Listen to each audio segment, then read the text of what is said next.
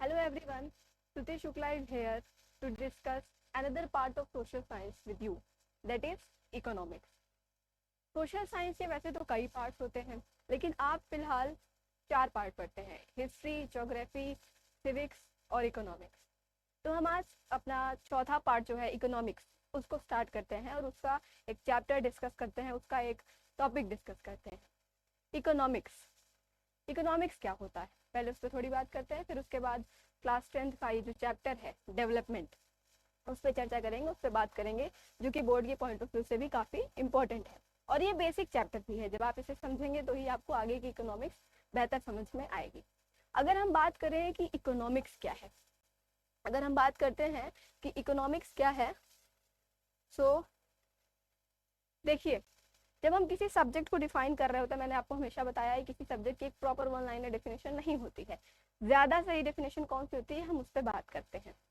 कई research scholars जो हैं या जो इस सब्जेक्ट के विद्वान हैं, वो एक डेफिनेशन देते हैं कि एक स्टडी जिसमें हम ह्यूमन बिहेवियर की स्टडी करते हैं, यानी मनुष्य कैसे स्रोत को मैक्सिमम यूज कर सकता है, यूटिलाइज कर सकता है।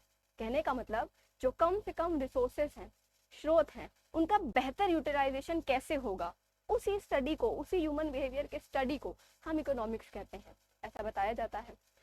जैसा कि हर वर्ड की लिटरल मीनिंग पे हम बात करते हैं, जैसे कि हर वर्ड की हम लिटरल मीनिंग पे बात करते हैं, तो जो ये वर्ड है इकोनॉमिक्स, एज यूजुअल ये ग्रीक लैंग्वेज से लिया गया है। ये इको और नॉमी दोनों अलग अलग वर्ड है, दोनों का अलग अलग मीनिंग है। देखिए, दरअसल क्या होता है कि जब हम किसी चीज की डेफिनेशन समझते हैं, एक ओवरऑल डेफिनेशन होती है, लेकिन जो उसका लिटरल मीनिंग है वो मुझे लगता है कि एज अ स्टूडेंट वो बहुत जरूरी होता है। मेरे लिए तो रहता था कि ये वर्ड यहाँ से क्यों आया है, मतलब केमिस्ट्री बोल रहे हैं तो केमिस्ट्री क्यों बोल रहे हैं, फिजिक्स बोल रहे हैं फिजिक्स ही क्यों बोल रहे हैं। थोड़ा इस पे अगर है इसका जवाब, इसका आंसर है, तो जरूर इस पे डिस्कस किया जाता है। इको इको शब्द का मतलब होता है होम। होम या इन्वायरमेंट से उसको जो लिंक कर देते हैं, इको शब्द का मतलब होता है होम एक्चुअली। और जो नॉमस शब्द यहाँ पे है, नॉमी जिससे वर्ड यूज करते हैं, जो नॉमस वर्ड है उसका मतलब मैनेजमेंट होता है। तो इको, होम या हाउस होल्ड, नॉमस मतलब मैनेजमेंट। यानी ये जो वर्ड था इकोनॉमस, जो कि ग्रीक में ओइकनेमिया वर्ड भी यूज किया जाता था, तो ग्रीक के लोग इस ओइकनेमिया वर्ड का मतलब निकालते थे घर का मैनेजमेंट, हाउस होल्ड मैनेजमेंट। क्या चीज आ रही है, कितने लोग यूज कर रहे हैं, कितने की आ रही है, कितने की नहीं आनी है, ऐसे तमाम हाउस होल्ड मैनेजमेंट के लिए ये वर्ड प्रयोग किया जाता था इकोनॉमिक्स। फिर फर्दर इस वर्ड का यूज किया गया क्योंकि इसमें हम मैनेजमेंट सीखते थे। डेफिनेशन में मैंने आपको बताया कि रिसोर्स का प्रॉपर यूटिलाइजेशन, प्रॉपर मैनेजमेंट हम सीखते हैं इस सब्जेक्ट के अंदर, इस स्टडी के अंदर, इसीलिए इसका वर्ड, इसका एक नाम दिया गया, इकोनॉमिक्स वर्ड दिया गया। अच्छा, ये बात हुई। लेकिन जब हम किसी सब्जेक्ट की बात कर रहे होते हैं, उसके डेफिनेशन की बात कर रहे होते हैं, तो उसके एक फादर होते हैं, यानी कि हम लोग हर सब्जेक्ट का ना एक फादर होता है, father of politics, father of history, जो कि उनकी बड़ी उपलब्धियों के कारण उनको कहते हैं। तो जो इकोनॉमिक्स के फादर हैं सर एडम स्मिथ, उनकी एक किताब है वेल्थ ऑफ नेशन। उनकी एक किताब है क्या, wealth of nation. Sir Adam Smith जो है, उनकी एक किताब है वेल्थ ऑफ नेशन। उस वेल्थ ऑफ नेशन किताब में वो लिखते हैं कि economics is science of wealth. बात को समझिएगा, ये कहते हैं कि economics is science of wealth. Wealth का साइंस है, संपत्ति का विज्ञान है। ध्यान दीजिएगा, wealth is not only about money, wealth is about property in which resources also exist there. यानी संपत्ति के विज्ञान को ही इकोनॉमिक्स कहते हैं, ये ऐसा बताते हैं। यानी वही मैंने जो कहा कि रिसोर्स को आप कितना ज्यादा यूटिलाइज करते हैं। तो एक इन सबको कंक्लूड करके मैं एक ओवरऑल डेफिनेशन आपको अगर दूं 10th क्लास के बच्चे को कि डेवलपमेंट क्या है, ये सारी बातें मैंने आपको बताई क्योंकि हो सकता है आपको इनमें से बेहतर लगे तो आप उसी को पिकअप करेंगे कि एडम स्मिथ क्या कहते हैं, क्यों कहते हैं। एक ओवरऑल डेफिनेशन मोटी मोटी क्या दी जाती है, ये शब्द क्यों यूज करते हैं, इकोनॉमिक्स वर्ड ही क्यों यूज करते हैं, ये मैंने आपको बताया। और आप फाइनली ये कह सकते हैं कि इकोनॉमिक्स वो ब्रांच है सोशल साइंस की जिसमें हम पढ़ते हैं गुड्स और सर्विस का, गुड्स का यानी सामान का, चीजों का, या सर्विस का प्रोडक्शन, डिस्ट्रीब्यूशन और कंजम्पशन कैसे होता है। यानी वो चीज प्रोड्यूस कैसे की जा रही है, कहाँ की जा रही है, कितनी की जा रही है, फिर उसको किस अमाउंट पे डिस्ट्रीब्यूट किया जा रहा है, कैसे पहुंचाया जा रहा है, और कैसे कंज्यूम किया जा रहा है। कंज्यूम किया जा रहा है तो क्या उसके कुछ राइट्स भी हैं, या उससे ओवरऑल जितनी जुड़ी बातें हैं प्रोडक्शन, डिस्ट्रीब्यूशन और कंजम्पशन से गुड्स और सर्विसेज की, उसी को हम कहते हैं, उसी के अध्ययन को हम कहते हैं इकोनॉमिक्स।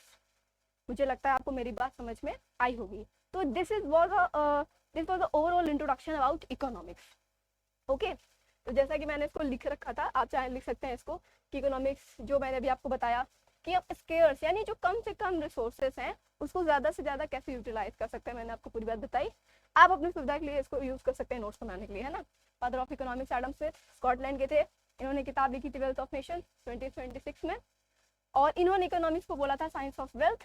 ठीक है भैया, तो फाइनली मैंने जो इसको लिखा है कि इकोनॉमिक्स एक ऐसा पार्ट है सोशल साइंस का जो कि लिंक होता है प्रोडक्शन, डिस्ट्रीब्यूशन और कंजम्पशन से, किसके, गुड्स और सर्विसेज के। तो ये बात थी ओवरऑल की व्हाट इज इकोनॉमिक्स। अब हम अपने चैप्टर पे आते हैं। हमारे चैप्टर का नाम है डेवलपमेंट, विकास। फिर बात आती है कि ये है क्या, इसका क्या मतलब होता है, और इसमें हमें क्या पढ़ना है, इतनी बातें होती हैं। डेवलपमेंट ये है क्या, ये वर्ड कहाँ से आया है, और इसका मतलब क्या होता है। तो पहली बात तो ये समझ लो बाबू, डेवलपमेंट की कोई डिफिनेशन नहीं है। मतलब ये इतना कॉम्प्लेक्स चीज है कि हम इसको एक लाइन में नहीं बता सकते, लेकिन मैं शब्द से लेकर अर्थ तक आपको बताने का पूरा प्रयास करूंगी। डेवलपमेंट केवल लिटरल मीनिंग शुरू करते हैं, एकदम बेस से शुरू करते हैं ना, तो ज्यादा बेहतर रहता है। डेवलपमेंट मुझे सबसे पहले लगता है आया कहाँ से वर्ड कुछ तो होगा मतलब, तो आदमी जब बता नहीं पाता तो कहता है। अब जब किसी चीज का डेवलपमेंट होता है तो डेफिनेशन ही तो पूछा जा रहा है डेवलपमेंट क्या है। सी, डेवलपर्स वर्ड हुआ करता था, डेवलपर जिसका मतलब होता था टू इंक्रीज। तो केवल अगर मैं विकास शब्द की बात करूं, डेवलपमेंट शब्द की बात करूं, तो इसका मीनिंग अंग्रेजी में सिर्फ यही होता है टू गेट इंक्रीज, या पहले से बेटर होना, ग्रोथ होना। ग्रोथ, डेवलपमेंट का आप सिनोनिम यूज कर सकते हैं ग्रोथ, पहले से सिचुएशन बेहतर होना, ग्रोथ होना, उसे कहते हैं डेवलपमेंट, विकास होना।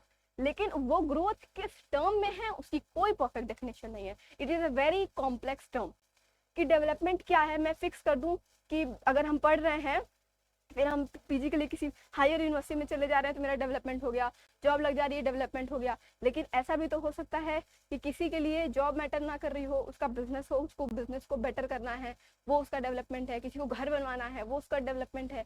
किसी को सब कुछ है, अच्छा इन्वायरमेंट चाहिए, अच्छा माहौल चाहिए रहने के लिए, बेहतर घर चाहिए, बेहतर माहौल चाहिए रहने के लिए, घर मतलब इन द सेंस घर वाले सब लोग बेहतर चाहिए, तो उसके लिए वो डेवलपमेंट होगा, है ना, कि ये चीज हमारे पास हो जाए तब हमारा ना ग्रोथ होगा। या फिर कोई ऐसा हो सकता है जिसको अधिकार से वंचित किया जा रहा है, पैसे हैं, सब कुछ है, लेकिन ऐसा ना लोअर कास्ट के पीपल हैं, या कहीं पर ऐसा कास्टिज्म चल रहा है, उनको नीचा दिखाया जा रहा है, तो वहां पे उनको रिस्पेक्ट चाहिए। यानी डेवलपमेंट एक व्यक्ति के लिए एक, मतलब अलग अलग व्यक्ति के लिए अलग अलग होगा, एक व्यक्ति के अलग अलग व्यक्ति के लिए एक डेवलपमेंट कभी नहीं हो सकता, डेवलपमेंट गोल हमेशा अलग होगा। तो हम जब समझने की कोशिश कर रहे हैं कि डेवलपमेंट क्या है, देखो बाबू इस चैप्टर में हमको क्या क्या पढ़ना है। डेवलपमेंट आपको समझना है कि कैसे सबके लिए अलग है, क्या क्या गोल्स हो सकते हैं डेवलपमेंट को समझने के लिए। भाई कोई चीज डेवलप्ड है कि नहीं, उसके कुछ टर्म्स पैमाने तो होंगे, वो आप समझेंगे। फिर आप देखेंगे कि नेशनल लेवल में क्या होता है विकास, डेवलपमेंट। फिर आप देखेंगे क्या नरिशमेंट के बेसिस पे या और चीजों के बेसिस पे हम अलग अलग कर सकते हैं क्या, कि ये देश डेवलप्ड है, ये देश डेवलप नहीं है। तो फिर डेवलपमेंट कैसे बेहतर होता है, सस्टेनेबल डेवलपमेंट क्या होता है, सस्टेनेबिलिटी क्या होती है, और उससे क्या प्रभाव पड़ रहे हैं इस देश में, हमारे इस वर्ल्ड में, ये तमाम बातें हमको पढ़नी है। तो मैंने आपको बताया कि डेवलपमेंट एक कभी नहीं हो सकता कॉमन, अलग अलग लोगों के लिए, हर व्यक्ति के लिए डेवलपमेंट अलग अलग होगा। गांव की अगर कोई लड़की होगी जैसे जहाँ पे ऑर्थोडॉक्सी ज्यादा होगी, तो उसकी इच्छा होगी कि मैं पढ़ूं बाहर जा करके, है ना। यहाँ पे कोई है जो पढ़ रहा है, तो उसकी हो सकती है कि नहीं हमको हायर जॉब मिले या हमको पोस्ट मिले तो हम मानेंगे कि हमारा डेवलपमेंट है।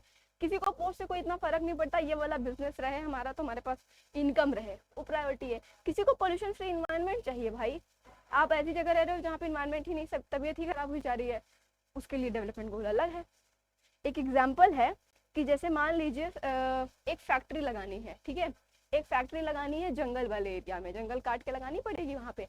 तो वो फैक्ट्री गांव इलाका है थोड़ा, उस जगह पे फैक्ट्री लगने से बहुत सारा फायदा होगा, यानी सामान सस्ता हो जाएगा, जो बनेगा जो वहाँ प्रोडक्ट प्रोड्यूस होगा वहाँ के लोगों के लिए तो सस्ता ही हो जाएगा, बहुत सारे लोगों को एम्प्लॉयमेंट मिलेगा वहाँ पे, तो कितना बेहतर है सबके लिए, है ना, कि अब उन्हें रोजगार मिल जाएगा, उनका डेवलपमेंट होगा। लेकिन एक मिनट, वहाँ पे जो ट्राइबल कम्युनिटी रह रही होगी, वहाँ पे जो लोग रह रहे होंगे, उनको लगेगा कि यार ये क्या हो रहा है, हम कितना आराम से रह रहे थे इस जंगल में, बढ़िया मस्त नदी में मछली पकड़ते थे, खाते पीते थे, यहाँ पे पोल्यूशन फ्री इन्वायरमेंट भी था, हमारे बच्चे खेलते कूदते थे, जंगल हमारा घर था, उनका घर है वो ना, ऐसे रह रहे हैं, और काट के वहां पर फैक्ट्री लगा दी जा रही है, तो उस कम्युनिटी का क्या, उसका डेवलपमेंट तो छोड़ो, मतलब एक बात है ना कि डेवलपमेंट हो रहा है, नहीं हो रहा, डेवलपमेंट होना तो छोड़ो, उसका डिस्ट्रक्शन हो रहा है, वो बर्बाद हो रहा है।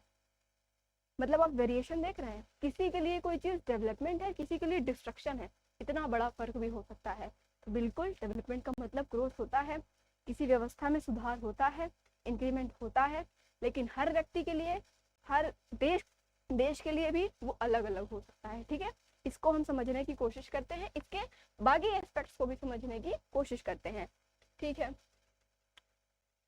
तो भैया डेवलपमेंट जो है वो पर्सपेक्टिव जो है कॉन्ट्रास्टिंग हो सकता है, और कभी कभी कॉन्फ्लिक्टिंग भी हो सकता है, अलग भी होगा, कभी कभी तो विवादित स्थिति हो जाएगी। मतलब कि यही जो मैंने आपको समझाने की कोशिश की कि हर व्यक्ति के अलग डेवलपमेंट गोल्स होंगे, और अलग तो अलग, कई बार डिस्ट्रक्टिव भी होंगे। एग्जाम्पल जैसे फार्मर का और इंडस्ट्रियलिस्ट का, फार्मर को लगेगा कि जो रेट है हमारे अनाज का, सब्जियों का, वो इंक्रीमेंट रहे, इंक्रीज रहे, तो उसने जितना उस पर पैसा लगाया उसको उससे ज्यादा पैसा मिले ताकि उसका भला हो। यहाँ का आदमी सोचेगा सब्जी जितनी सस्ती हो जाएगी उतना बेहतर है ना। दोनों का डेवलपमेंट गोल अलग अलग है, दोनों की इच्छाएं यहाँ पर क्या है, अलग अलग है। ये बात आपको समझाने की कोशिश की गई थी। तो इस मुद्दे में हमने इतना समझा कि डेवलपमेंट एक व्यक्ति के लिए कई अलग अलग व्यक्तियों के लिए सेम नहीं होगा, हर व्यक्ति के लिए डेवलपमेंट कैसा होगा, अलग होगा। ठीक है भैया, इतनी बात हमको कुछ तो समझ में आई। तो अलग अलग होगा तो कौन से गोल्स होंगे, डेवलपमेंट गोल्स कौन कौन से होते हैं, उसमें इनकम का क्या रोल है, डेवलपमेंट गोल्स होते कौन कौन से हैं और उसमें इनकम का क्या है। देखो कई बार होता है हम लोग पैसे से चीजों को तुलना कर लेते हैं कि ये चीज, यानी ये व्यक्ति सक्सेस को, लोगों में तो सक्सेस को कर लेते हैं, है ना, कि किसी को जॉब मिल गई तो वो सक्सेसफुल है, या किसी का एक घर बन गया तो सक्सेसफुल है। नहीं, अलग अलग सिचुएशन हो सकती है। किसी को कोई पोस्ट जब तक नहीं मिलेगी तब तक उसके लिए वो नहीं है, उसको लगेगा कि मेरा डेवलपमेंट तभी होगा जब मुझे वो पोस्ट मिलेगी।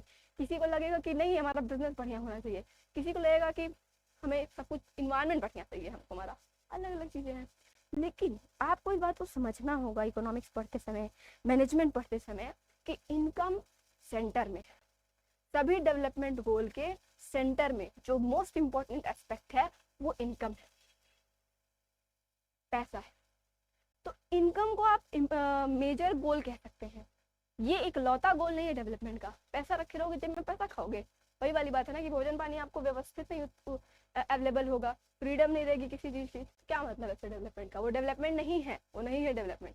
तो गोल कई सारे हो सकते हैं डेवलपमेंट के। ठीक है, तो इम्पोर्टेंट क्या है, इनकम है, इम्पोर्टेंट क्या है, इनकम है, लेकिन उसके साथ बाकी भी जरूरी है, बाकी भी जरूरी है। मोस्ट इंपॉर्टेंट हम कह सकते हैं इनकम है, क्योंकि ये ना कुछ चीजों को लिंक करके रखता है, कुछ चीजें इसकी वजह से पॉसिबल हो जाती हैं, समझ रहे हैं आप, सारी नहीं होती है। तो भैया इनकम जो है सबसे इंपॉर्टेंट है, सबसे इंपॉर्टेंट है तो मैंने कहा ही भाई। लेकिन लोगों को क्या क्या चाहिए, यही जो मैं कहना चाह रही, इक्वल ट्रीटमेंट चाहिए भाई। अगर कहीं पे मेल है फीमेल है, दोनों की सैलरी बराबर होनी चाहिए, दोनों का बर्ताव, मतलब अगर कोई फीमेल है वहीं पे मेल है, दो लोग काम कर रहे हैं सेम ऑफिस में, दोनों के साथ बर्ताव सेम होना चाहिए, वो जेंडर इनइक्वलिटी नहीं दिखाई देनी चाहिए, कास्ट में कास्ट इनइक्वलिटी नहीं दिखाई देनी चाहिए, तब लोगों के लिए क्या होगा, वो डेवलपमेंट होगा।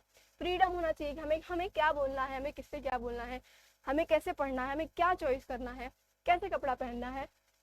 एजुकेशन में सिक्योरिटी, भाई आपका जो देश है बहुत अमीर है पर आपके देश में महिलाएं सुरक्षित नहीं है, पुरुष सुरक्षित नहीं है, यानी करप्शन कायदे से बढ़ा हुआ है, उस देश को भी डेवलप्ड कंट्री में नहीं गिना जा सकता, उस देश का भी डेवलपमेंट नहीं हो रहा। यानी अलग अलग एस्पेक्ट बताए जा रहे हैं कि भैया इनकम तो सबसे महत्वपूर्ण है, लेकिन ये अलग अलग डेवलपमेंट गोल्स हैं, पीस, रिस्पेक्ट, ये सब अलग अलग है।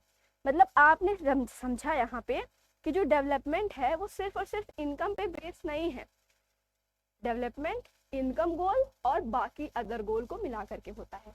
इनकम भी हो आपके पास और दूसरा अदर गोल्स भी हो, रिस्पेक्ट हो, सिक्योरिटी हो, फ्रीडम हो, एजुकेशन हो, इक्वल ट्रीटमेंट हो, पीस हो, ये सब चीजें भी जरूरी है। ठीक है भैया, तो आपने ये बात समझी कि जो डेवलपमेंट है वो इनकम गोल और अदर्स गोल का क्या है, कॉम्बो है, कॉम्बिनेशन है, उसकी वजह से ही एग्जिस्ट करते हैं। ठीक है, अभी तक हमने समझा इंडिविजुअली की डेवलपमेंट क्या होता है, हर व्यक्ति के लिए अलग अलग होता है। ठीक है, इनकम जरूरी है, बाकी अदर डेवलप गोल्स भी जरूरी है, तब जो है डेवलपमेंट को समझ पाएंगे। लेकिन जब मैनेजमेंट पढ़ रहे हैं ना, तो लेकिन जब राष्ट्र के स्तर पे वो सारी चीजें देखी जाएंगी, तो किसी राष्ट्र का डेवलपमेंट क्या होता है, क्योंकि नेशन में तो बहुत ढेर सारे लोग हैं, कुछ तो कॉम्बो निकालना पड़ेगा। इस देश में फार्मर कुछ चाह रहा है, फैक्ट्री वाला जो इंसान है, इंडस्ट्रियलिस्ट कुछ चाह रहा है, तो किसकी बात मानेगी सरकार? नेशन क्या करेगा, नेशनल डेवलपमेंट क्या होगा? तो बाबू देखो, ये आपकी बुक में क्वेश्चन मार्क करके दिया है ना, तो देखो इसका मैं आपको समझाने की कोशिश करती हूँ कि देश में वो काम जिससे से ज्यादा लोगों का भला होगा, ज्यादा से ज्यादा लोगों का डेवलपमेंट होगा, वही कदम सरकार उठाएगी, वही नेशन का डेवलपमेंट होगा। आप इससे कह सकते हैं कि आइजा बर्लिन हो या जर्मी बेंथम हो, जो इसके अगेंस्ट में बोलते हैं कि मैक्सिमम हैप्पीनेस की तो बात की जा रही है, लेकिन जो नहीं खुश है उनका क्या फिर, ये आप कह सकते हैं। लेकिन नेशनल डेवलपमेंट के केस में क्या होता है, नेशनल डेवलपमेंट किससे माना जाएगा, मेजोरिटी पीपल का जो डेवलपमेंट होगा वही नेशनल डेवलपमेंट होगा। सिंपल। अगर उस ट्राइबल कम्युनिटी को प्रॉब्लम है वहां पे फैक्ट्री बनने से, लेकिन फैक्ट्री बनने से कई हजार लोगों को रोजगार मिल जाएगा, उस गाँव में चीजें सस्ती हो जाएंगी, मार्केट वहां पे बन जाएगी, तो उस थोड़ी सी कम्युनिटी को नुकसान पहुंचाया जाएगा। मतलब वो डेवलपमेंट को तुलना किया जाएगा कि उनका डिस्ट्रक्शन हो रहा है, थोड़े लोगों का, इतने ज्यादा लोगों का डेवलपमेंट हो रहा है, तो राष्ट्र का डेवलपमेंट होगा कि राष्ट्र जो नेशन है, जो सरकार है, वो ये फैसला लेगी। ठीक है भैया, नेशनल डेवलपमेंट का मतलब है ज्यादा से ज्यादा लोगों का डेवलपमेंट। तो नेशनल डेवलपमेंट के तहत प्रायोरिटी दी जाती है उन गोल्स को जो कि ज्यादा बेनिफिट करते हैं ज्यादा लोगों को, मैक्सिमम नंबर ऑफ पीपल को। तो ये बात आपको समझनी है कि नेशनल डेवलपमेंट तभी होगा जब ज्यादा से ज्यादा लोगों का डेवलपमेंट होगा, यानी कुछ लोगों के गोल कॉमन होंगे। ठीक है, अब अगर हम ये देखें कि कौन सा नेशन ज्यादा डेवलप है, अब नेशन के भी तो अलग अलग हो सकते हैं। इंडिया में मान लीजिए एग्रीकल्चर बहुत बढ़िया है, हमें यहाँ फैक्ट्रीज की ही जरूरत है सिर्फ, तो फैक्ट्री लगाना यहाँ के लिए डेवलपमेंट का विषय होगा या इंक्रीमेंट होगा। ठीक है, लेकिन कुछ ऐसे भी देश है जहाँ पे फैक्ट्रीज अवेलेबल हैं, इंडस्ट्रीज हैं, उन्हें पॉल्यूशन से इन्वायरमेंट चाहिए, तो वो दूसरे तरीके से काम करेंगे। किसी के यहाँ सिक्योरिटी मेन मामला है, उन्हें सिक्योरिटी पे काम करना है, अलग हो सकता है। अब हमारे लिए डेवलपमेंट कुछ हो सकता है कि हमें चांद पे जाना है, या फिर हमें जो अपना मैरीन लाइफ है, जो स्ट्रॉन्ग नेवी स्ट्रॉन्ग करना है, एयरफोर्स स्ट्रॉन्ग करना है, और अलग अलग उपलब्धियां हैं। चाइना के लिए कुछ और हो सकता है, चाइना को हमारे इंडिया का अरुणाचल प्रदेश वाला एरिया कब्जा करना है, वो उसके लिए डेवलपमेंट है, अलग अलग विषय हो सकता है। तो कैसे पता चलेगा कौन सा देश ज्यादा डेवलपमेंट की ओर अग्रसर है, कौन सा देश ज्यादा डेवलप्ड है? कोई कंट्री का डेवलपमेंट हो या स्टेट का, तो उसको हम क्लासिफाई कर सकते हैं। कैसे? देखिए, ये चैप्टर छोटा चैप्टर है, लेकिन मैंने इसको इसका एक एक लाइन जो जैसे एक पैराग्राफ है उसका एक कंक्लूजन जो लाइन है उसको मैंने पिक किया था ताकि आप शॉर्ट नोट्स बना सकें और चैप्टर का कॉर्नर कॉर्नर आपको समझ में आ जाए। तो कंट्रीज को दो तरीके से क्लासिफाई किया जा सकता है, एक तो डेवलप्ड, एक अंडर डेवलप्ड। लेकिन पैमाने क्या है? क्या केवल पैसा है? पैसे से तो चलिए हम रिच और पुअर की तुलना कर सकते हैं, रिच और पुअर बता सकते हैं। क्या सिर्फ और सिर्फ पैसे से फिक्स किया जा सकता है कि कोई देश डेवलप्ड है और कोई देश डेवलप नहीं है? नहीं, ऐसा बिल्कुल नहीं है। तो फिर क्या बातें हैं?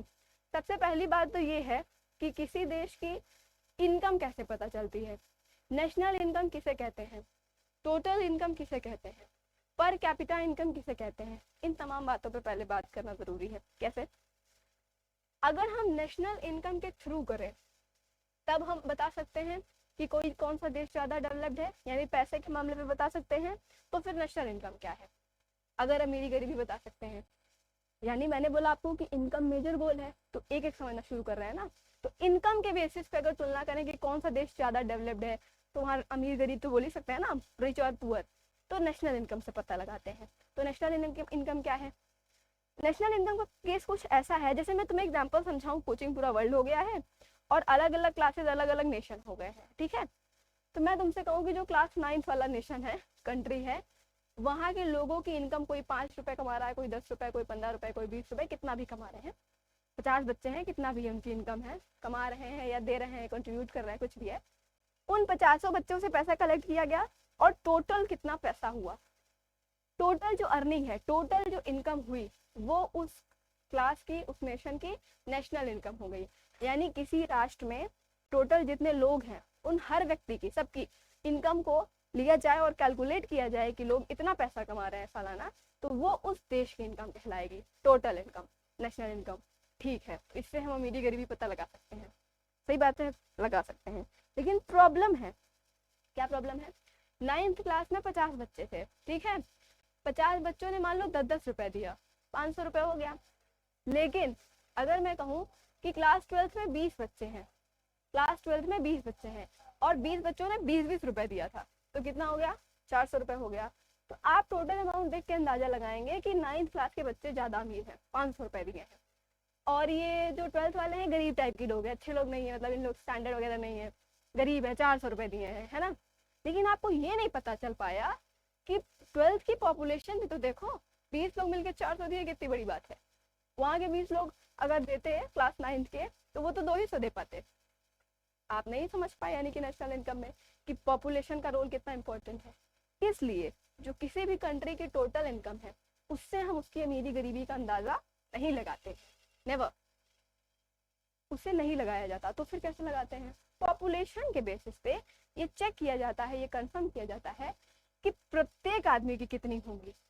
अब मैम ऐसा भी तो हो सकता है कि क्लास 9 में कोई बच्चा 2 रुपए दिया हो, कोई 10 रुपए दिया हो, कोई 5 रुपए दिया हो, कोई 7 रुपए दिया हो, अलग अलग भी हो, ऐसा भी तो हो सकता है, हो, ये भी बात है।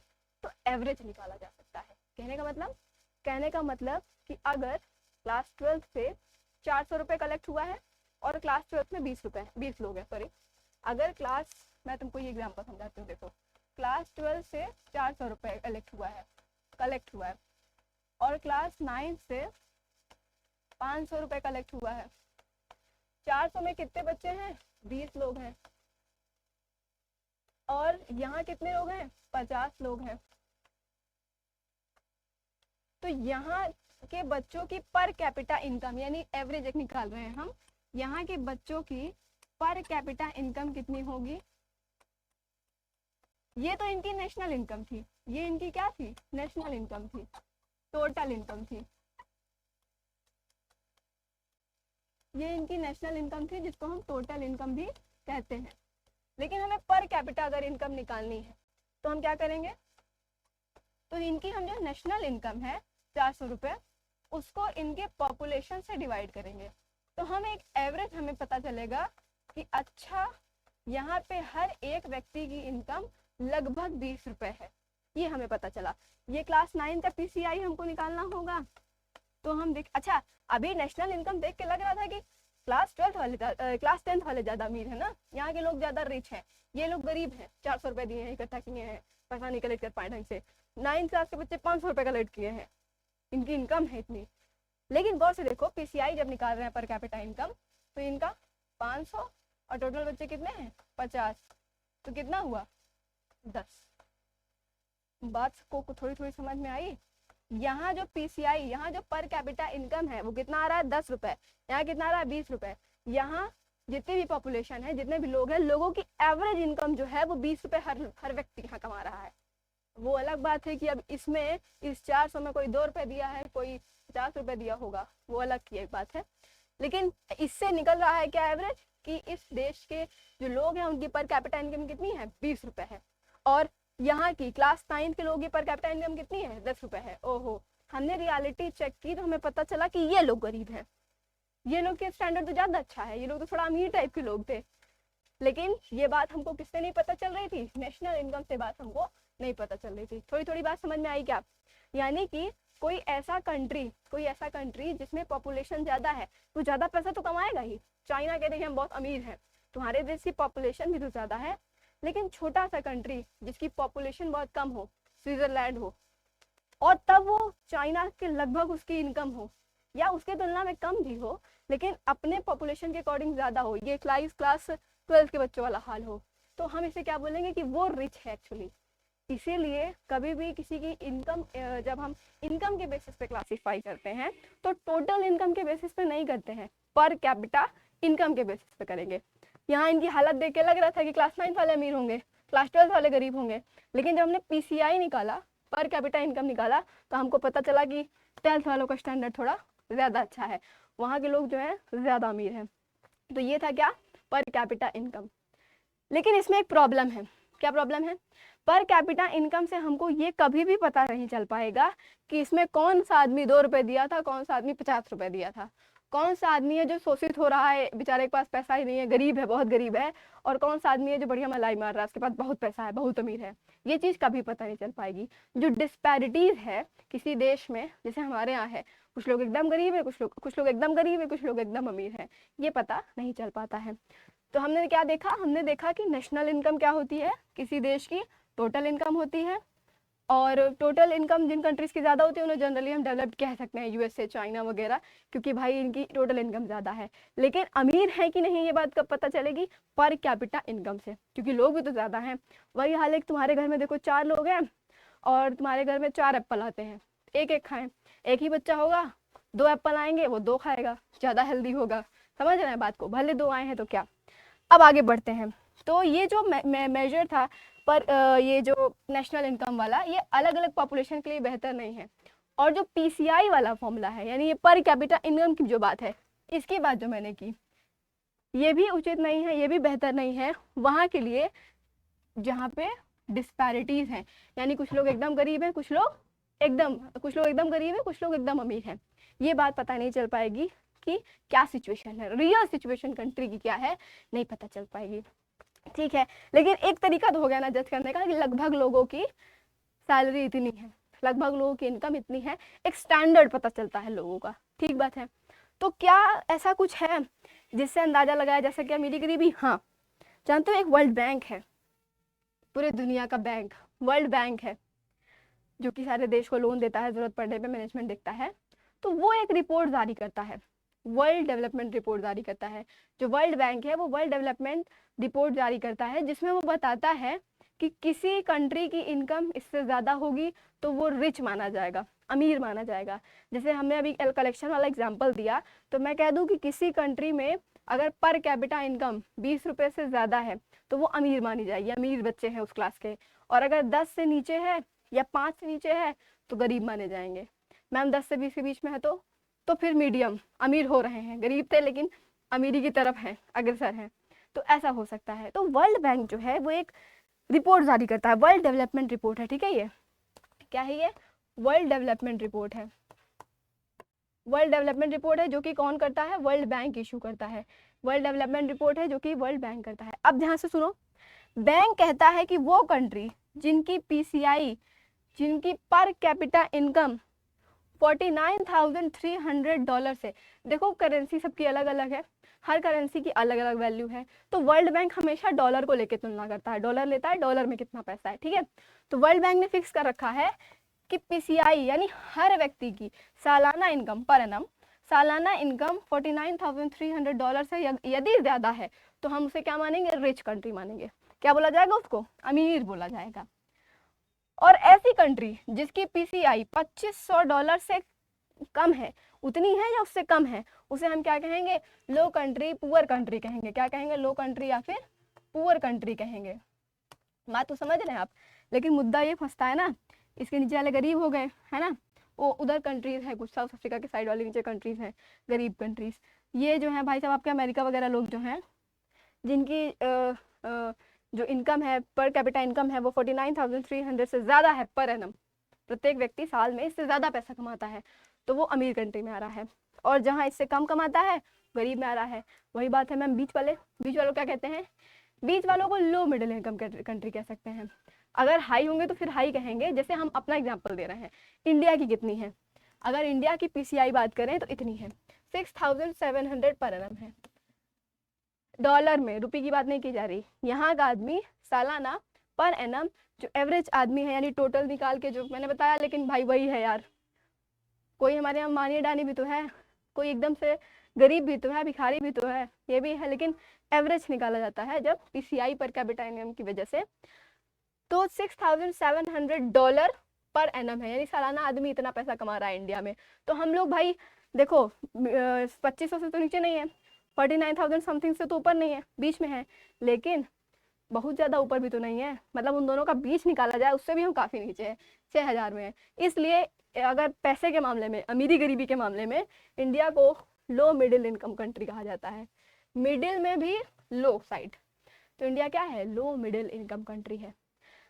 इसमें पॉपुलेशन का भी योगदान है, अगर पॉपुलेशन कम होती और पैसा उतना ही रहता तो भाई ऑब्वियस सी बात है पीसीआई ज्यादा होता, टोटल इनकम ज्यादा होता, क्योंकि है ना, ठीक है, सॉरी पीसीआई ज्यादा होता, टोटल इनकम तो ज्यादा रहता तो पॉपुलेशन से डिवाइड हो जाता ना, ठीक है। यानी आप देख रहे हैं किसी देश में पॉपुलेशन का भी बहुत बड़ा रोल है उसके टोटल इनकम में, है ना।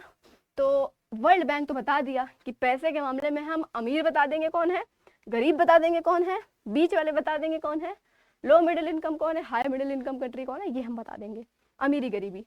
लेकिन पैसे से तो केवल डेवलपमेंट फिक्स नहीं किया जा सकता।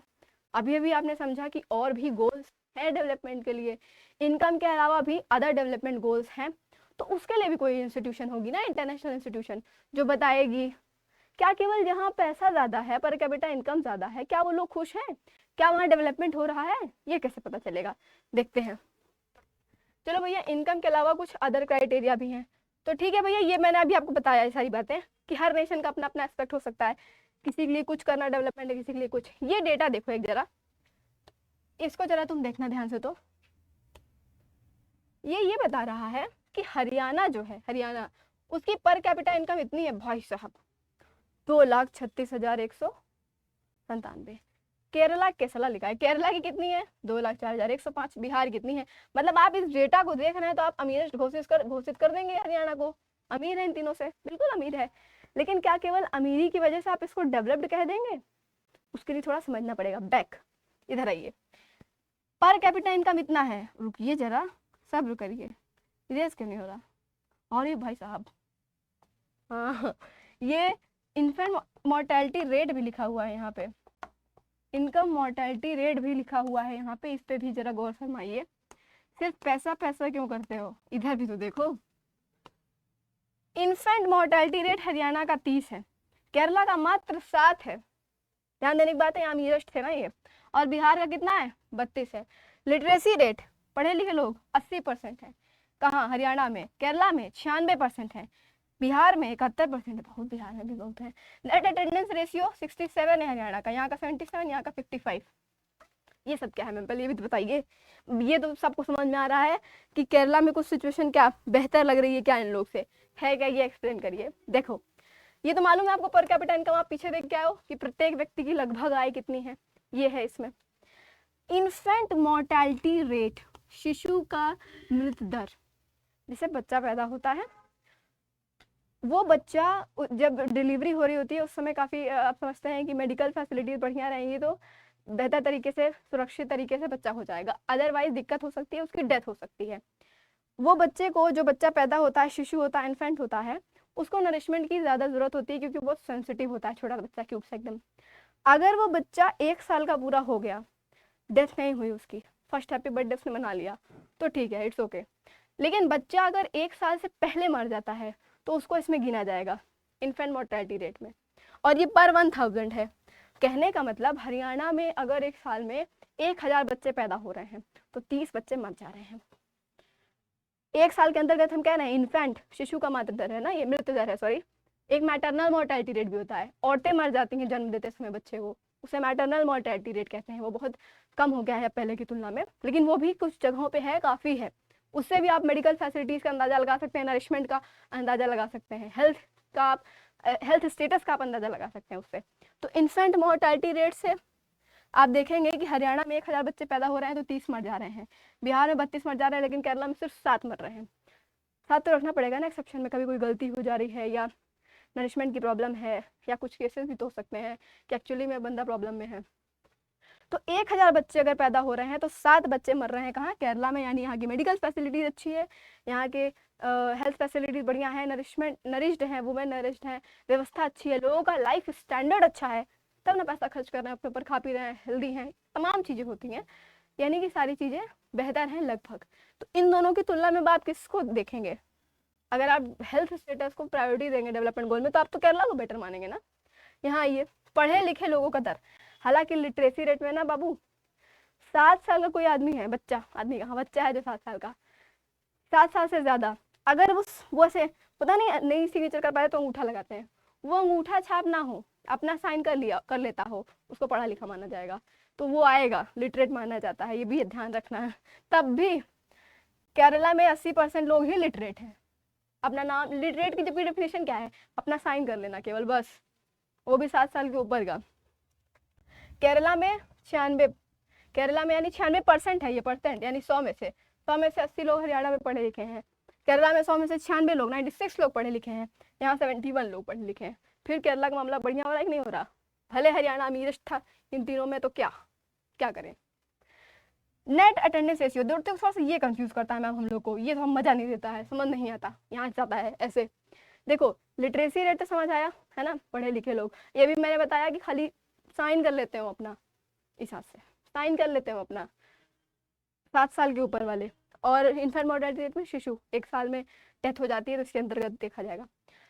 नेट अटेंडेंस रेशियो है, ये पर 100% पे देखा जाएगा, यानी परसेंटेज में ही देखेंगे। जो 14-15 साल की उम्र के बच्चे हैं, एक तो होता है कि एडमिशन करा दो स्कूल में, एक होता है जा रहे हैं स्कूल, पढ़ रहे हैं, अटेंडेंस लग रही है ना। तो आपकी उम्र के जैसे 14-15 साल के बच्चे हैं, केवल 14-15, तो फिर पूरे भारत में अगर 100 बच्चे हैं 14-15 साल के, तो 100 में से हरियाणा में 67 लोग स्कूल जा रहे हैं, अटेंडेंस लग रही है, उनका रेशियो 67 है, समझ रहे हैं आप। तो नेट अटेंडेंस रेशियो कहाँ ज़्यादा है? केरला में ज़्यादा है, यानी केरला में 100 में से 77 बच्चे पढ़ने जा रहे हैं। नेट अटेंडेंस रेशियो भी से भी क्या पता चलता है कि माता पिता जागरूक हैं, बच्चों को पढ़ा रहे हैं, अपने खर्च भी कर रहे हैं, और जागरूकता दोनों विषय हैं यहाँ पर। कई बार पैसे ही नहीं होते हैं, लेकिन कई बार सरकारी स्कूल की व्यवस्थाएं नहीं अच्छी होती हैं, तमाम बातें हैं, यानी इससे हमको पता चलता है कि एजुकेशन फैसिलिटी अच्छी है जगह की। अब बताइए भाई साहब, केरला की इनकम तो कम थी, केरला की इनकम तो हरियाणा से कम थी, लेकिन इन्फेंट मोर्टेलिटी रेट भी कम है, बच्चे यहाँ सुरक्षित हैं, यानी कि हेल्थ फैसिलिटी यहाँ की काफ़ी अच्छी है। यहाँ पे लोग जागरूक हैं, पढ़े लिखे हैं, कितने ज़्यादा, 96% लोग पढ़े लिखे हैं। नेट अटेंडेंस रेशियो 77 जा रहा है, 77% जा रहा है, 100 में से 77 बच्चे स्कूल जा रहे हैं, पढ़ रहे हैं, तो अदर डेवलपमेंट गोल तो इसका हावी है, ज़्यादा बेहतर है, यानी केरला ज़्यादा बेहतर सिचुएशन में है। तो हमारे ऊपर डिपेंड करता है कि हम किसको प्रायोरिटी दे रहे हैं। इनकम इम्पोर्टेंट है, लेकिन जब आप ओवरऑल डेवलपमेंट देखते हैं तो आपको ये सब भी देखना ज़रूरी होता है, ठीक है। तो ये एग्जाम्पल से मैंने आपको समझाया कि किसी देश के डेवलपमेंट को या स्टेट के डेवलपमेंट को कंपेयर करने के लिए सिर्फ अमीरी गरीबी नहीं देखी जाती, सिर्फ पैसा नहीं देखा जाता, अदर डेवलपमेंट गोल्स भी देखे जाते हैं। वो क्या होते हैं? लिटरेसी रेट होता है, इन्फेंट मोर्टेलिटी रेट होता है, मैटरनल मोर्टेलिटी रेट होता है, नेट अटेंडेंस रेशियो होता है, लाइफ एक्सपेक्टेंसी होती है कि आदमी, एवरेज आदमी कितने साल तक जी रहा है इस देश में। तो भैया आपने समझा कि अदर डेवलपमेंट गोल्स का भी कितना महत्वपूर्ण रोल है। इन्फेंट मोर्टेलिटी रेट, ये मैंने आपको बता दिया, ये बता दिया। तो भैया हाँ, प्रश्न ये आता है अब कि मैम जो आप अदर एस्पेक्ट बता दी कि पैसा तो है लेकिन हरियाणा में ये नहीं है, वो नहीं है, ये नहीं है, वो नहीं है, तो किसी जगह में ये चीज़ कब बेहतर होगी, कैसे बेहतर होगी, कैसे करेंगे डेवलपमेंट? पैसा तो कमा लिए, कैसे इन्फेंट मोर्टेलिटी रेट कम होगा, कैसे लोग लिटरेसी रेट बढ़ेगा, उसके लिए क्या होगा?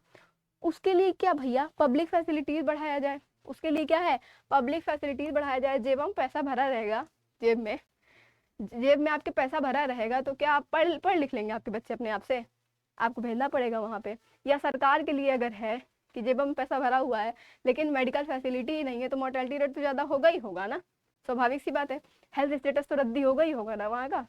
और एक और बात है, जेब में पैसा है लेकिन खाने पीने की चीज़ें नहीं उपलब्ध है आपके यहाँ इन्वायरमेंट में, मतलब ट्रांसपोर्ट इतना घटिया है, रोड इतना दूर है आपके घर से, मतलब वहाँ से कोई सब्जी फल, ताजे फल आ ही नहीं पा रहे हैं आप तक, ऐसा भी है, तो भी क्या मतलब है उस पैसे का, है ना। तो पब्लिक फैसिलिटीज में बहुत सारी चीज़ें होती हैं, ट्रांसपोर्ट भी आता है इसमें, और आपको पॉल्यूशन फ्री इन्वायरमेंट दिया जाए, उसके लिए सुनिश्चित किया जाए, आपको तमाम डिसीजेज से बचाया जा सके। मैं बता रही हूँ, उसमें ज़्यादा नहीं लिखा मैंने, कि देखिए सीधी सी बात है, ट्रांसपोर्ट सिस्टम बढ़िया हो, सिक्योरिटी बढ़िया हो, उसका पैसे का मैनेजमेंट है, इकोनॉमिक्स में पढ़ रहे हैं ना हम, उसको मैनेज तो करिए।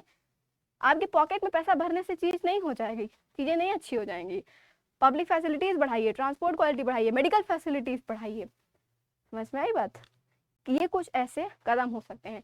जैसे आपको मालूम है तमिलनाडु में पब्लिक डिस्ट्रीब्यूशन सिस्टम कितना बेहतर है, यानी गरीबों को राशन देने की व्यवस्था, कि जो लोग कोई कोई अंडर नरिश ना हो, कोई कमज़ोर ना रहे, हेल्थ स्टेटस सबका बढ़िया रहे, किसी को किसी चीज़ की कमी ना हो, इसके लिए तमिलनाडु बहुत अच्छा काम करता है। बहुत सारे अलग स्टेट भी करते हैं, अलग अलग देश भी करते हैं अपने लेवल पे। तमिलनाडु का बेहतर एग्जाम्पल मुझे याद आया। तो मैंने आपको कहा कि सिक्योरिटी, ट्रांसपोर्ट, इन सब की हो, पब्लिक फैसिलिटीज़ बढ़ेंगी तो बाकी भी बढ़ेंगे। केरला में देखो यही है, लिटरेसी रेट ज़्यादा है, सारी फैसिलिटीज़ ज़्यादा हैं, हेल्थ में यानी कि मेडिकल फैसिलिटीज़, हॉस्पिटल्स के नंबर ज़्यादा हैं, महिलाएं भी वहाँ पे एजुकेटेड हैं। जब लिटरेसी रेट बढ़ेगा तो ऐसा नहीं होगा ना कि महिलाओं को नहीं पढ़ना है, कास्टिज्म हावी नहीं होगा। ये तमाम चीज़ें एजुकेशन से बेहतर हो सकती हैं, सब नहीं हो सकती, अंडरलाइन, सिर्फ पढ़ लिख लेने से नहीं हो जाता ना, और सारी चीज़ें भी। लेकिन यह है कि काफ़ी कुछ बेहतर हो जाता है, इनकम जैसा है। अदर एस्पेक्ट, हेल्थ फैसिलिटीज़ बेहतर करना, मैं बार बार बोल रही, और ट्रांसपोर्ट को बेहतर करना ताकि चीज़ें अवेलेबल तो हो एटलीस्ट वहाँ तक। समझ में आई बात? इक्वालिटी क्रिएट हो, फ्रीडम हो, हर व्यक्ति अपनी अपनी पसंद से कोई चीज़ें चुन सके, पढ़ सके, कॉलेज चुन सके, और किसी के लिए कोई रेस्ट्रिक्शन ना हो कि वही सिन्हारा नाला याद है तमिलनाडु वाले, उस तरह का ना भाई हो। याद है पावर शेयरिंग चैप्टर में हम लोग पढ़े थे, तमिलनाडु में जो श्रीलंका में, सॉरी तमिलनाडु निकलता है मेरे मुँह से, श्रीलंका में तमिल के साथ कितना टॉर्चर हो रहा था ना भाई, ऐसे नहीं करना है। तो कुछ स्टेट जैसे मैंने आपको बताया तमिलनाडु है, पीडीएस सिस्टम, पीडीएस में होता है ना भाई, जो गरीब लोगों को अनाज देते हैं, राशन की व्यवस्था करते हैं, तो ऐसा करके भी बेहतर किया जा सकता है। आप हेल्थ स्टेटस अच्छा रहेगा आपके देश में, तो एक डेवलपमेंट का वो भी एक एस्पेक्ट है। ठीक है भैया, लाइफ एक्सपेक्टेंसी बेहतर होगी। ये समझो तो जरा, तुम लोग अपना निकालना, ठीक, बॉडी मास इंडेक्स। किसी देश में या किसी व्यक्ति की बात करें, स्टेट की बात करें, तो नरिशमेंट कैसे पता चलता है, नरिश्ड है कि नहीं कोई बंदा, खा पी के सही है, तंदुरुस्त है कि नहीं, देखने में नहीं हेल्दी है, नरिश्ड है कि नहीं है। तो बॉडी मास इंडेक्स, बीएमआई निकाल के उसको पता लगाया जा सकता है। ये क्या होता है, देखो, किसी व्यक्ति का जितना वजन होगा किलोग्राम में, किसी व्यक्ति का जितना वजन होगा किलोग्राम में, और जिसकी जितनी हाइट होगी मीटर में, उसके स्क्वायर को अगर हम डिवाइड करते हैं तो हमको एक नंबर मिलेगा। वो नंबर 18 से 25 के बीच में अगर है, इसको समझिएगा जरा, आप इन दोनों को डिवाइड करेंगे, किसको, अपना वजन करना, खुद करना, ठीक है, अपना वजन केजी में निकालो, मान लो 52-53 है, ठीक है, 52, 53 है, 55 है, इसको आप रखेंगे ऊपर, नीचे अपनी हाइट 1.6 होगी, किसी की 6 ही होगी अप्रॉक्स, लगभग होगी 1.65 है, जो भी है हाइट आपकी मीटर में, उसको अपॉन में रखोगे, उसका स्क्वायर करना, और स्क्वायर करने के बाद एक, इन दोनों को सॉल्व करने के बाद, डिवाइड करने के बाद एक नंबर आएगा। 18 से नीचे आ रहा है तो मामला क्या है, आप कुपोषित है, अंडर नरिश्ड है। 18 से 25 के बीच में आ रहा है तब आप नरिश्ड हैं, ठीक माने जाएंगे। और 25 से ज़्यादा है तो क्या है भैया, ओवरवेट है। इसको आपको जरूर करना चाहिए। लगभग लोग 18 से 25 के बीच में ही आता है, लेकिन जैसे ना, समझो बात को, 19 भी है या 24 भी है तो उसके करीब करीब है, तो बेहतर होता है कि 21-22 रहे, ठीक है, मुझे मेरे टीचर ने पढ़ाया था। तो बेहतर होता है कि वो 21-22 के रेंज में रहे, कुछ लोगों का 20 रहता है, कुछ लोगों का 24 हो जाता है, ऐसे निकाला जा सकता है। यानी एक पैमाना है, इससे हम तय कर सकते हैं कि लोग नरिश्ड हैं कि नहीं है, बॉडी मास इंडेक्स से। ध्यान देना, बढ़ती हुई उम्र में नहीं एप्लीकेबल होता, जिसकी हाइट रुक जाती है कि उसकी हाइट नहीं बढ़ेगी, वहाँ पे एप्लीकेबल होता है, ठीक है। तो आप लोग तो अभी नहीं ही करेंगे लगभग, है ना, कुछ लोग कर सकते हैं शायद, ठीक है भैया। तो हमने देखा बॉडी मास इंडेक्स, अब हमें इसको समझना है। मैम आप बताइए कि डेवलपमेंट सबके लिए अलग अलग होता है, ठीक बात है, डेवलपमेंट में इनकम बहुत इंपॉर्टेंट रोल प्ले करता है, ठीक बात है, अदर गोल्स भी काफ़ी इंपॉर्टेंट है, केवल इनकम से कुछ नहीं होगा, ठीक बात है। इनकम वाली अमीरी गरीबी बैंक बताएगी, वर्ल्ड बैंक बता रहा है रिपोर्ट से, ठीक बात है। अदर डेवलपमेंट कौन बताता है, देखिए, जैसे वर्ल्ड डेवलपमेंट रिपोर्ट आती है जो कि वर्ल्ड बैंक जारी करता है, वैसे ही एक ह्यूमन डेवलपमेंट रिपोर्ट भी आती है।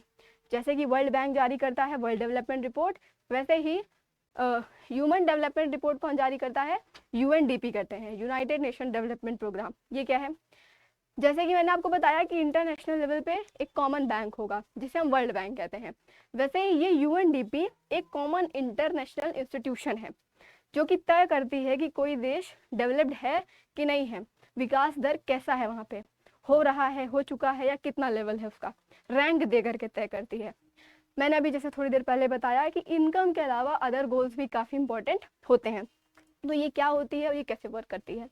बैंक में तो आप जान लिए कि इतना पीसीआई जिससे ज़्यादा है वो अमीर हो गया, जिसका पीसीआई इससे कम है वो गरीब हो गया, जिसका बीच में है वो लो मिडिल या हाई मिडिल हो गया। जैसे हम लोग क्या है, इंडिया क्या है, लो मिडिल, इस पर हमने बात किया। अगर हम बात करें ह्यूमन डेवलपमेंट रिपोर्ट की, ये कैसे काम करती है, ये देखो 3 चीज़ों पे काम करती है, लिविंग स्टैंडर्ड, हेल्थ स्टेटस और एजुकेशन लेवल। किसी व्यक्ति का लिविंग स्टैंडर्ड कैसा है, कैसे रह रहा है, कैसे कपड़े पहन रहा है, कैसे भोजन कर रहा है, ये जो उसका लिविंग स्टैंडर्ड है उससे ये कैसे पता चलेगा, पीसीआई से। पर कैपिटा इनकम, जैसे मैंने आपको एग्जांपल दिया पीछे कि क्लास 9 के बच्चों की पर कैपिटा इनकम 10 रुपये आ रही थी वो फॉर्मूला लगाने से, क्लास 12 के बच्चों की पीसीआई पर कैपिटा इनकम 20 रुपये आ रही थी। तो इससे ये अंदाजा लगाया जा सकता है, सिर्फ अंदाजा, क्योंकि हमें तो पता नहीं है, पीसीआई कभी फिक्स नहीं होती।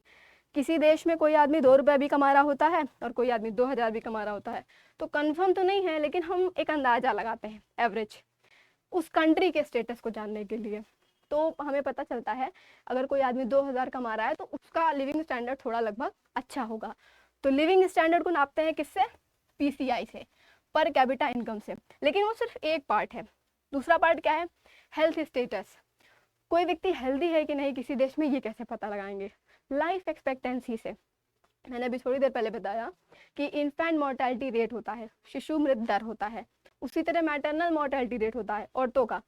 उसी तरीके से इस पे बात करते हैं जब हम लाइफ एक्सपेक्टेंसी पे, तो किसी देश में एवरेज आदमी कितना जी रहा है, सबका अलग अलग हो सकता है, 50 हो सकता है, 70 हो सकता है, लेकिन एक एवरेज निकलता है। तो जिस कंट्री का लाइफ एक्सपेक्टेंसी रेट जितना ज़्यादा होगा, 60 होगा, 65 होगा, 70 होगा, माना जाएगा कि उस देश का हेल्थ स्टेटस अच्छा है, वहाँ की मेडिकल फैसिलिटी अच्छी है, नरिशमेंट का जो रेट है वो अच्छा है। तो हेल्थ स्टेटस का अंदाजा कहाँ से लगेगा, ये तो देखो नॉर्मेटिव चीज़ें हो गई, what should be, living standard कैसे पता चल जाएगा, हेल्थ स्टैंडर्ड, हेल्थ स्टेटस से, एजुकेशन से। लेकिन जो डेटा वाली चीज़ें हैं वो इधर हैं कि पर कैपिटा इनकम से आप पता लगाएंगे, दूसरा लाइफ एक्सपेक्टेंसी से पता लगाएंगे, तीसरा लिटरेसी रेट और एनरोलमेंट रेशियो। देखो एजुकेशन लेवल किसी देश का सिर्फ लिटरेसी रेट से नहीं पता चलता कि उस देश में कितने लोग पढ़े लिखे हैं। पढ़े लिखे क्या, मैंने बताया ना, केवल साइन करना आना चाहिए 7 साल से ज़्यादा लोगों को। जरूरी है एनरोलमेंट रेशियो, उस देश में 14-15 साल की उम्र के जो बच्चे हैं वो कितने बच्चे जा रहे हैं स्कूल, कितने बच्चों का अटेंडेंस लग रहा है, माता पिता में या नेशन में कितनी जागरूकता है, कैसे एजुकेशन फैसिलिटीज ज़्यादा हैं। तो जो हमारा यूएनडीपी है वो 3 स्तर से एक कैलकुलेशन करता है, एस्टिमेशन करता है, पर कैपिटा इनकम से, लाइफ एक्सपेक्टेंसी से, लिटरेसी रेट से, एनरोलमेंट रेशियो से, सबको कंक्लूड करके वो रैंक निकालता है। इन तीनों को करता है, तब बताता है कि इस देश की एचडीआर में रैंक कितनी है, ह्यूमन डेवलपमेंट रिपोर्ट में इस देश की रैंक कितनी है। तो अंदाजा लगाया जा सकता है, एक तो अमीरी गरीबी बता दिया वर्ल्ड बैंक, तो वहाँ से पता चल जाएगा, दूसरा एचडीआर रैंक दे देगा, तो एक लगभग अंदाजा लग जाता है कि कौन सा देश डेवलप्ड है, कौन सा नहीं है। तो भैया देखते हैं रैंकिंग कितनी है। हमारे तो बहुत पीछे है, हमारी रैंक कितनी है 2024 में 134 है, अबाउट 193 कंट्री हैं और हमारी रैंक कितनी है 134 है। प्रॉब्लमेटिक है, बहुत ज़्यादा प्रॉब्लमेटिक है, लेकिन यही सच है। और ये पता कैसे चला, सिर्फ उन 3 बातों पे। हमारा तो अच्छा था लिटरेसी रेट, हमारा लाइफ एक्सपेक्टेंसी भी अच्छा है, नहीं ऐसा नहीं होता है। गरीबी से, करप्शन से, फ्रीडम से, पीस से, सिक्योरिटी से, वुमेन सेफ्टी से, इन सभी चीज़ों को मिला करके निकाला जाता है। आपको मालूम है एक हैप्पी इंडेक्स जारी होता है, कौन सा देश ज़्यादा खुश है, और हम लोग 133 पे आते हैं, उसमें भी बहुत पीछे आते हैं, हंसते कम है, उससे नहीं फर्क पड़ता है। हैप्पीनेस किससे अंदाजा लगाता है, ये जो यूएनडीपी है, करप्शन किसी देश में कितना कम हो रहा है, उस देश में सिक्योरिटी कैसी है, उस देश में शांति कैसी है, पता चला हर टाइम वार ही हो रहा है तो उसको हैप्पी इंडेक्स में डालेंगे, किसी दशा में नहीं डाल सकते हैं, इस वजह से पीछे है। यानी इस चैप्टर में आपको लगभग समझाने की कोशिश की गई कि डेवलपमेंट क्या है, हर व्यक्ति के लिए डेवलपमेंट अलग अलग है, उसी तरह हर नेशन के लिए डेवलपमेंट अलग अलग है, उसको कैसे नापते हैं, वर्ल्ड बैंक अमीर गरीब के हिसाब से नापता है, यूएनडीपी एचडीआर के हिसाब से नापता है, ह्यूमन डेवलपमेंट रिपोर्ट के हिसाब से नापता है, और अंत में एक टॉपिक आता है सस्टेनेबिलिटी, थोड़ा सा अलग है ये, और एक टर्म है सस्टेनेबल डेवलपमेंट। इसी साल आपने ज्योग्राफी में फर्स्ट चैप्टर में पढ़ा होगा सस्टेनेबल डेवलपमेंट। जो सस्टेनेबल शब्द ही है उसका क्या मतलब होता है, या सस्टेनेबल डेवलपमेंट क्या होता है, इसको समझेंगे तो सस्टेनेबिलिटी समझ जाएंगे। ऐसा विकास, ऐसा डेवलपमेंट जिससे हम अपने कम से कम रिसोर्सेज को, स्केर्स रिसोर्सेज को मैक्सिमम यूटिलाइज कर रहे हो। ये तो अच्छी बात है, चलो ठीक है, आपके पास कम रिसोर्स है, आप उसका यूटिलाइजेशन कर रहे हैं, ठीक है, ये डेवलपमेंट होता है। लेकिन आप अपने आगे आने वाली जो जनरेशन है आपकी, यानी आपकी पीढ़ी की जो अगली जनरेशन है, जो नेक्स्ट जनरेशन है, उसके लिए प्रॉब्लमेटिक ना हो, वो आप उसके अधिकारों का हनन ना कर रहे हो, उसे हम कहते हैं सस्टेनेबल डेवलपमेंट। लेकिन आप ये कहेंगे कि जो चीज़ है हमारे सामने हम तो उसको कंज्यूम करेंगे ना, नहीं, कंज्यूम करिए लेकिन इन्वायरमेंट को मत डिस्ट्रॉय करिए, और एक लिमिट के बाहर मत यूज़ करिए उस चीज़ को, अपने लिए दूसरी व्यवस्था करिए बैलेंस करके। ये भी नहीं कहा जा रहा कि आगे के लिए छोड़ दीजिए, लेकिन डिस्ट्रक्शन ना हो, बात को समझिए, डिस्ट्रक्शन में और यूज़ में फ़र्क होता है, यूज़ करिए, डिस्ट्रॉय मत करिए, ठीक है। तो ये तो सस्टेनेबल डेवलपमेंट हुआ। सस्टेनेबिलिटी क्या होता है, आपके एग्जाम में इकोनॉमिक्स वाले चैप्टर से सस्टेनेबिलिटी पूछेगा, सस्टेनेबल डेवलपमेंट नहीं पूछेगा। What do you mean by sustainability, last में क्या लगा हुआ है, एबिलिटी, तो डेफिनेशन आप कैसे देंगे, द एबिलिटी से।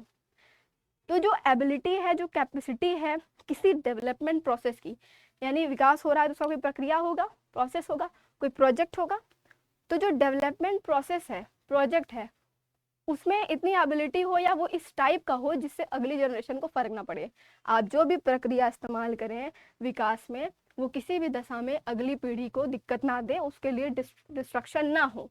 इसी एबिलिटी को, विकास की इसी एबिलिटी को कहते हैं क्या, सस्टेनेबिलिटी।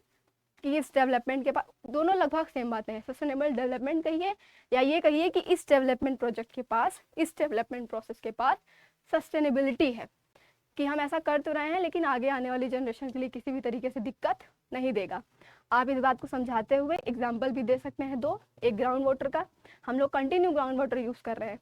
पंजाब हरियाणा में जो गेहूं है उसका दर कितना ज़्यादा हो गया है, मतलब प्रोडक्शन उनका ज़्यादा है गेहूं का, लेकिन पानी कहाँ से आ रहा है, ग्राउंड वाटर वो लोग कंटिन्यू यूज़ कर रहे हैं, यूज़ नहीं ओवर यूज़ कर रहे हैं, और अब वहाँ पे समस्या आएगी और आगे बहुत ज़्यादा समस्या आएगी, तो ये नहीं होना है। दूसरा, हम नेचुरल रिसोर्सेज को अपनी बर्बाद कर रहे हैं। ओजोन रेफ्रिजरेटर बन रहा है तो उसकी वजह से ओजोन डिप्लीशन ही हुआ जा रहा है, ऐसा केस नहीं होना है। ये दोनों एग्जाम्पल आप सस्टेनेबिलिटी समझाते समय देंगे, ठीक बात है।